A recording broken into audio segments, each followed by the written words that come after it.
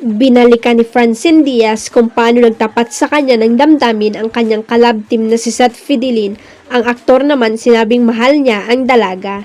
Sa Fast Talk with Boy Abonda nitong Martes, nagbalik tanaw sina Francine at Seth kung paano inamin ni Seth na crush niya ang aktres.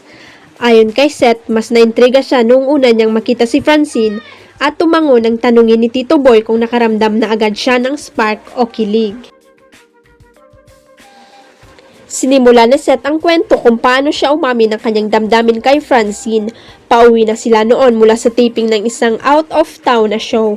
Nasa aeroplano po yun, magkatabi ng upuan tapos nakinig kami ng music. Kwento ni Seth, isa kami ng earphones tapos nakikinig kami ng OPM songs. Ayon naman kay Francine, masigit ang kanyang tenga noon kaya inaliw siya ni Seth ng pakikinig ng music.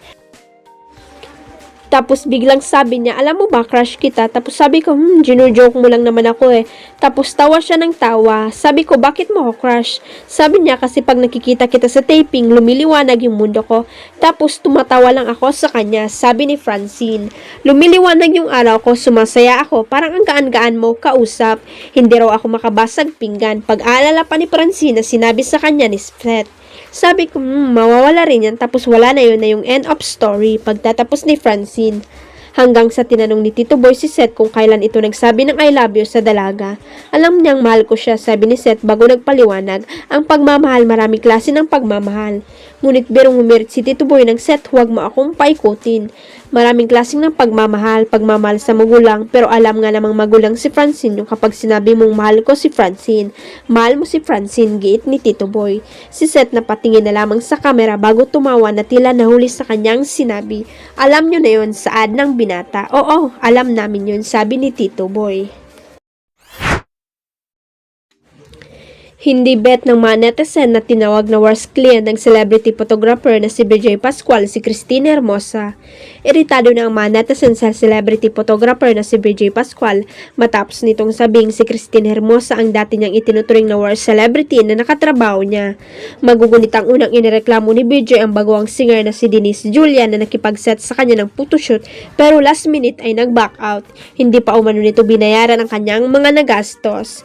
Kinompare ng mga netizen si BJ at kinuyog si Denise pero may nakalkal pa ang mga netizen sa interview kay BJ kung saan tinawag nito si Christine Hermosa na worst na naging celebrity client niya. I'm very candid about this, like the worst person I shoot before was Christine Hermosa. Payag pa ni BJ. But now, this is the very recent. Ito na yung bago kong worst kasi Christine Hermosa is an angel now. Dagdag pa ni BJ sabay kwento nga ng karanasan nito kay Denise Julia. Pinuna na naman ng mga netizen si BJ dahil di yung manugawain ng isang professional na ikwento ang naging karanasan nito sa isang kliyente. Sabi ng mga netizen, I don't even think it's ethical to publicly spill any issues with clients. It may be worst experience for him but professional always know how to find ways to fix any issues without placing someone in the spotlight like that. I don't get it why he's doing this. It's unethical. Sino naman tong pa-trending na to? Mag-aartista pa si BJ Pascual? O na BJ, ikaw na ang perfect, kami lang ang may bad side. Huwag kalimutang i-click ang subscribe button at i-ring ang notification bell para sa latest at legit chika updates.